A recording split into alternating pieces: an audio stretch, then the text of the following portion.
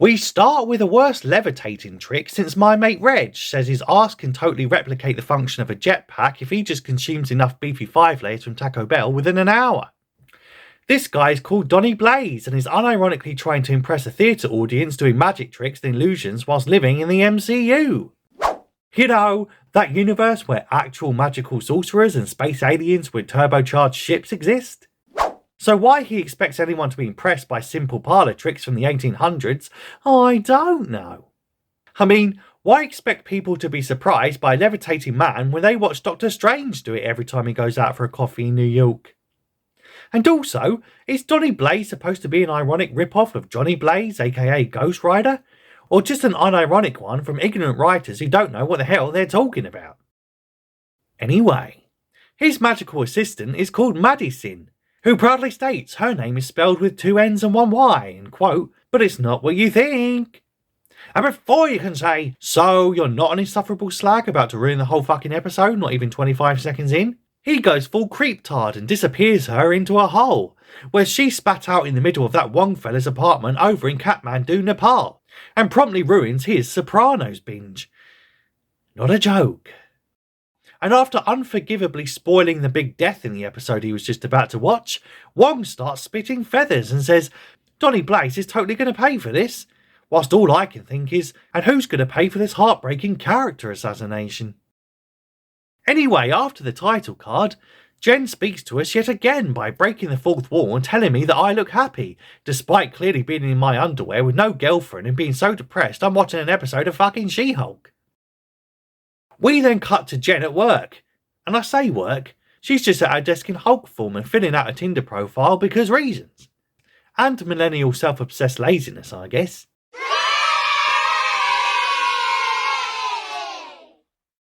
Suddenly though, Wong has burst in through Kamala Harris's arsehole.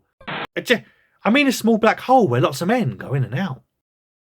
Anyway, he wants her legal assistance because this Donny Blaze fella keeps using his secret teachings for cheap parlour tricks. Because he used to be one of his students and was totally useless but somehow still has a sling ring.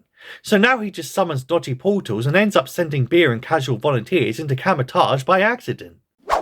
Why the Sorcerer Supreme needs human rules to stop this gross violation of the metaphysical laws of the space-time continuum, I don't know. I mean, why can't Wong just tell the government to clamp down on this magician bloke wielding stolen powers via the Sokovia Accords? I haven't kept up with the ins and outs of the MCU since the Civil War movie, but ain't they supposed to be regulating superhumans and dodgy power tools? Or would that be too fascist, asking the government to censor and regulate people just trying to make a living with the tools they have? Well, works for the FBI. But she takes his case regardless. That evening, the show presents another cringy, cartoonish, toxic, misogynist white guy being a straight-up pig right to their fucking face. So they tell him to sod off whilst they focus on improving Jen's Tinder profile, because that's exactly what audiences want to see when tuning into a Marvel superhero show. Hilariously, Nikki reckons her current profile pic is totally butters, and suggests taking one as the She-Hulk, where the dodgy CGI can cover all her skin blemishes and tired eye bags. Or some shit. But she's determined to date as plain old Jen. Emphasis on the plain. The next day, Jen's serving Donny with legal papers, and slaps him with a cease and desist notice just before Wong is taunted into getting into a full-blown Barney with this budget Chris Angel bloke. Hilariously, he reiterates that he is a Sorcerer Supreme, like that even means anything at this point. Especially since he only got it by default after Doctor Strange was snapped into dust at the end of Infinity War. Spoilers. I mean, imagine this. A sorcerer so supreme he has to hire a millennial spinster just to sue his old acolyte into not doing any budget magic tricks anymore. What am I even watching?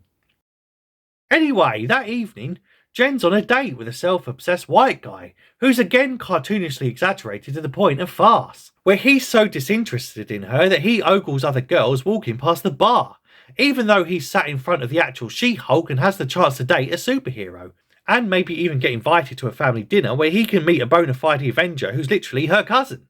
But even when she confirms she legit has superpowers, he's still disinterested and treats such a thing so casually, only serving to reiterate my previous point about how mundane magic and super abilities are in the MCU nowadays. So again I ask why people would pay to see Donny Blaze do budget magic tricks which we all figured out decades ago in the first place. How is this even a story? Anyway, then the bill comes, and he walks off on the phone leaving her to pay, whilst also telling his mate on the blower that she's about 6 at a push.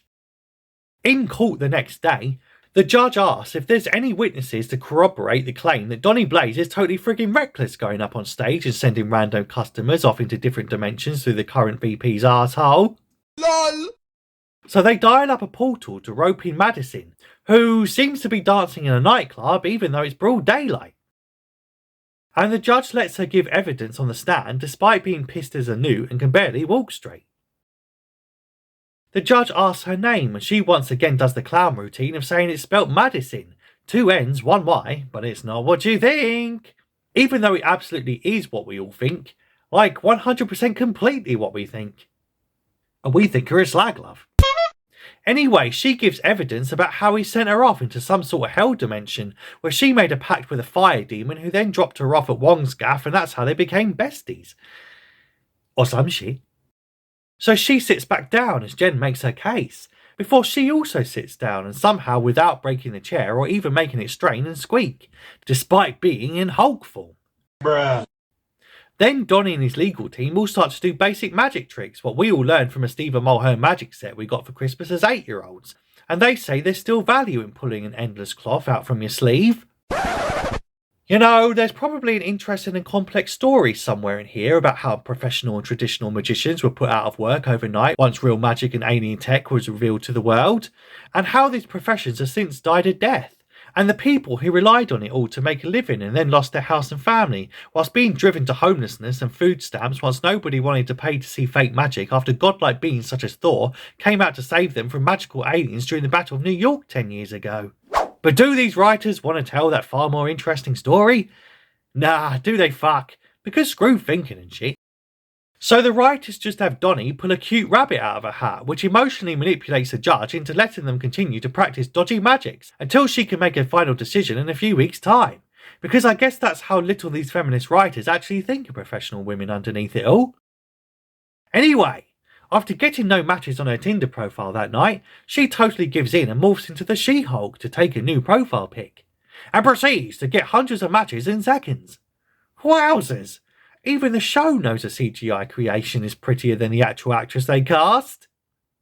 So she goes on a date with a hench black fella, who she initially bonds with over mutual strength and athleticism, before he rudely demands the waiter takes her order, which dries up her fanny faster than a 10-minute conversation with Matt Hancock. So, well, it's been good, hasn't it, to see the increase in space that there is because of the investment that we've put in, that you can be that strong voice for Warrington in Parliament, making the case for the hospital and for everything else that's needed in Warrington. Absolutely. Then she dates a few other arrogant dicks, including a rich superfan who keeps asking weird questions like, is she really indestructible? And is there anything on Earth that can penetrate her skin and shit? Setting off more red flags than a Formula 1 race, before she ends up turning to camera and asking, is there anything worse than dating in your 30s? I don't know. The Holocaust? But luckily, she meets another hunky chocolate geezer, but this time he seems to be quite a nice chap, who genuinely seems to be interested in getting to know her and all that other gay stuff. Elsewhere, Donny Blaze is up to his old tricks again, and this time starts conjuring up fat flying pig demons live on stage. And before you can say, what's Piers Morgan doing back in America, the entire theatre is soon overwhelmed, and so Donny has to go running off to Wong like a riot cuck. Meanwhile, Jen's taking the velvety smooth caramel fella back to her gaff for sexy fun time, despite still being in the form of a giant green troll monster. Well, I guess that does it for some guys. But before they can totally get it on, Wongers appears while she's practically mounting her date, saying he totally needs her help to clean up a theatre and save the world, whilst leaving this poor chap with a raging lob on. Bruh. God, talk about a tease. This Wong fella is the ultimate cod blocker. So once in the theatre, they spend a half hour trying to catch and beat up the monsters before throwing them at the portal hole. Before Wong remembers he can totally do a sucky spell and vacuums them all into the hole anyway. So why he didn't just do that to begin with on his own, I don't know. Anyway, now she's totally saved his life, Donny agrees to the cease and desist order and totally promises not to do any more of them bad things. Jen then teleports back home where she carries her emasculated date back to her bed because stunning and brave feminism, bro. The next morning, Jen's all giddy until her date walks into the living room and asks who the F she is, before she confirms that this is what she looks like when not a rampaging green troll monster. And he promptly gets the fuck out of Dodge after essentially being used for sex and catfished IRL. And not to be rude or anything, but imagine going to bed with She-Hulk and waking up to Jen. I mean, I've heard of beer goggles, but this is just taking the piss, son. And I don't even get it. With Banner, Bruce gets uglier as he transforms, but for some reason Jen just gets prettier. And to add to the disappointment, Jen then gets served herself with court papers, as it turns out that Titania bird has trademarked her own actual name. Oh, what a bitch. And she doesn't even have the nerve to show up in the episode yet again. What a poor excuse for a villain. Anyway, that's it. That's the epi. Man, is it me, or does this show totally seem to be at war against successful white men? The way the writers depict them is actually quite insulting. I mean, need an incompetent magician who's also depicted as a complete joke? Hire a white guy. Need an obnoxious douche to play Jen's Tinder match what doesn't pay the drinks bill because reasons? Hire a white guy. Need an actor to play an only slightly possibly dodgy character just to cover against any criticisms of racial bigotry against Caucasians? Hire one light-skinned black guy who's mainly surrounded by toxic misogynist white guys. Yeah, we see you, Jessica. But whatevs. I'm losing the will to live, son.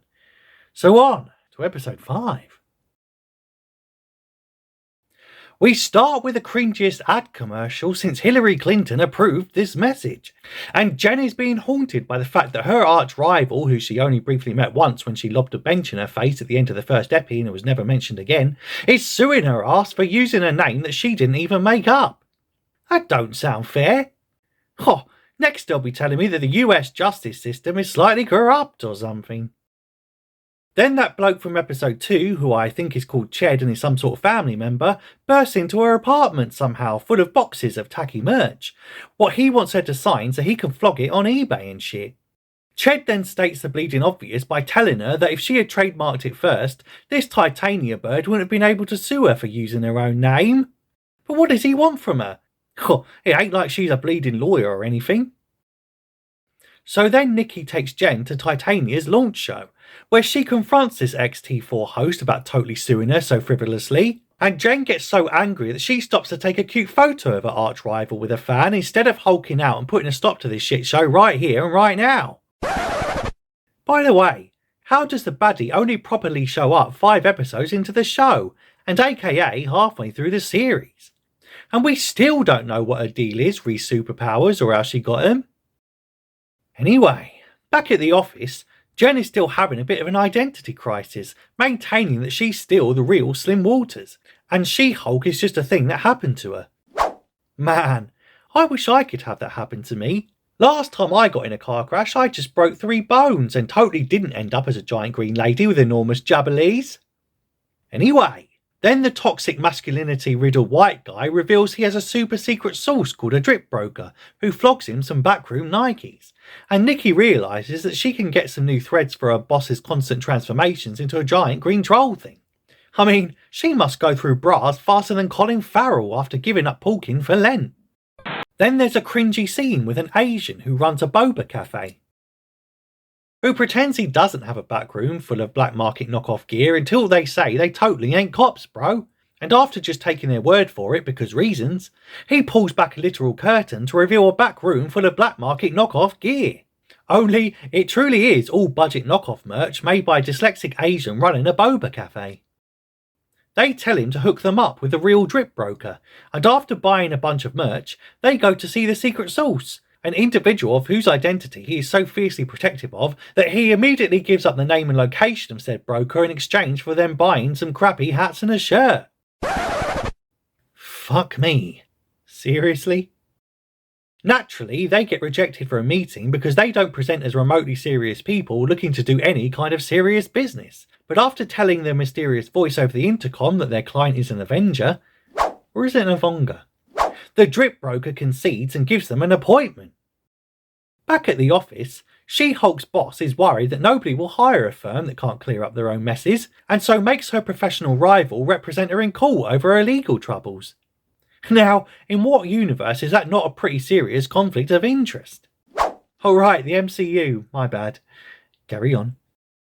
Then we get a pretty surface level scene which looks like a toddler watched a well written legal show with depth and technical complexity and then got hired by Marvel to write something similar. Just with her own feces. Also, I will ask again.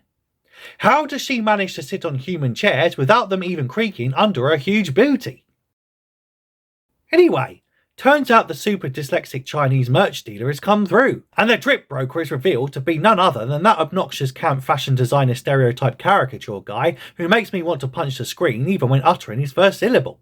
Apparently, his name is Luke, and Luke hilariously doesn't realise that She-Hulk is in any way related to the actual Hulk, despite a clue being in the fucking name.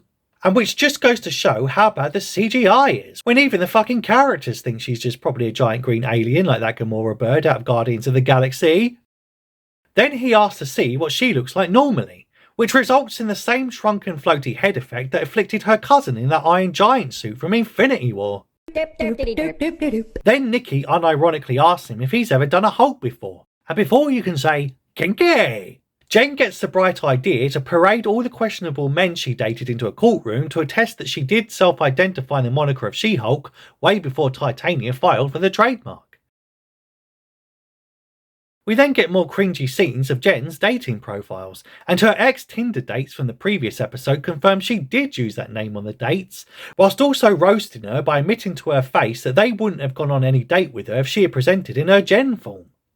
And for the first time in 5 episodes, there's genuine pathos and sympathy generated from the audience when they all basically tell her she's butters to her face. She tries to hold back the tears by putting on a brave mask of defiance, like a real-life version of that Wojak meme. But luckily, she's cheered up the very next moment when the judge awards her the case, and Titania unironically calls her a hater before storming out like a child. Her lawyer colleague drops her defensive wall for a bit after their victory and says that Jen totally deserves better, before she asks to buy her a drink and then celebrating directly into camera for no reason. Which is never not jarring and always makes me a bit disturbed when it always seems to come out of nowhere and she invades my privacy by staring at me and gulping around my mum's basement. Anyway, so after bonding over a piss-up and officially calling each other friends, ooh, friends, gin and tonic friends, she goes back to Luke the drip broker and tries on her new supersuit. Unfortunately, we don't get to see her new threads, but instead, Luke just carries a box across the room coupled with truly terrible ADR dubbing, as the camera pans over the top to reveal a random helmet with a pair of devil horns attached.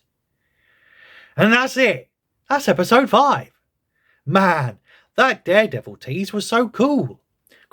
I haven't been this blue-balled since I twisted my nuts during band camp. Don't ask. Anyway, on to episode 6. We start with Jen opening a box which spunks glitter, and it invites her to be a bridesmaid at some rando's wedding.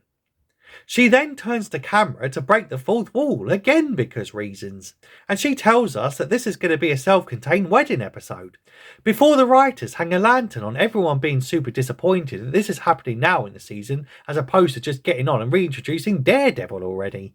She then arrives at the wedding reception in the most basic blue polka dot dress that for some reason all of her mates seem to fawn over as the best dress ever.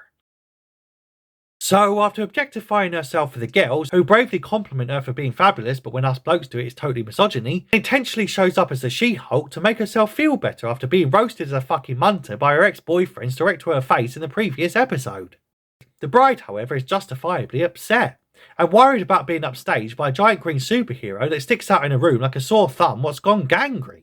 So Jen promises this Lulu broad that she'll totally show up just as bog standard Jen on the day of her actual wedding, before getting a reluctant motorboat from her old pal because reasons.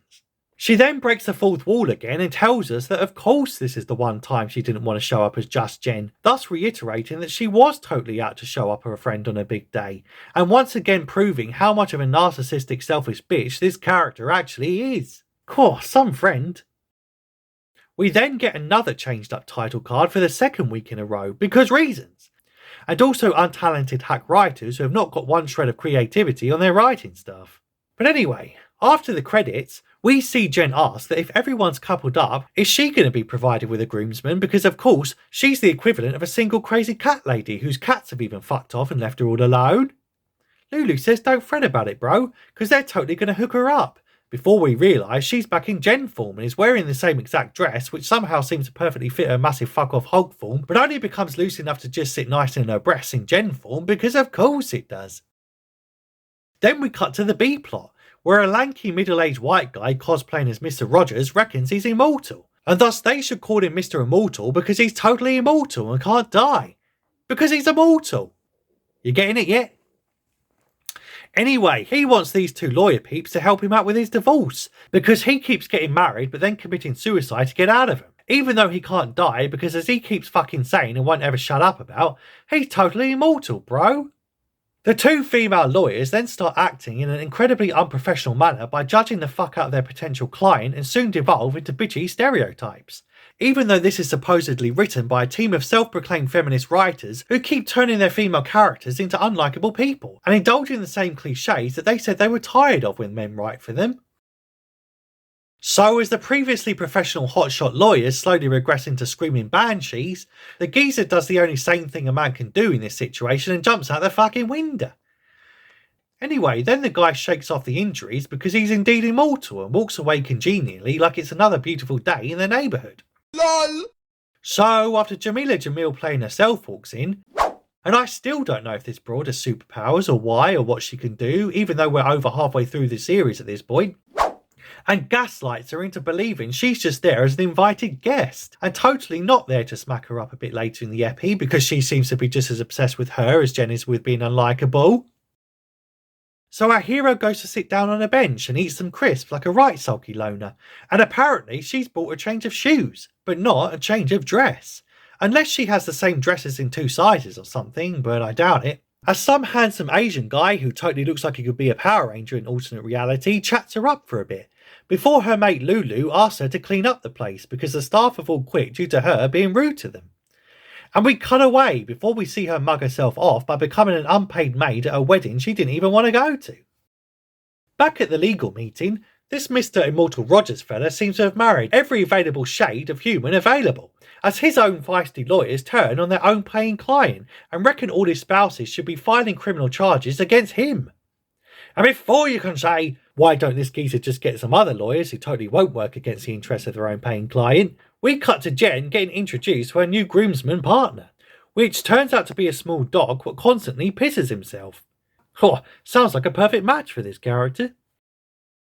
Anyway, then we get a brief cringe montage of Tatiana Maslany pretending to be sozzled as Jen goes full drunk art at a wedding by dancing like a drunk aunt at this wedding, before the lawyers basically screw over their Mr. Rogers client by giving his spouses everything they wanted in their respective settlements, and we later land back with the Asian Power Ranger looking guy who does some more chatting up of a drunk Jen. Suddenly, Titania arrives and sucker punches Jen right in the middle of her throwing up in some bushes. And I can totally relate. Last time I threw up in a bush, I was banned from the bedroom and given a 1-star rating on Tinder. But anyway, we now at least get a sense of her power set, which seems to consist of simply being super strong and super bitchy, but we still have no idea how or why. Jamila Jamil playing herself then moans that the drunk Jen won't change form and have a punch-up with her, so that Jamila can totally own her in front of the whole party, until Jen finally concedes and strains to become the She-Hulk like she's trying to squeeze out a dry deuce after eating too much rice.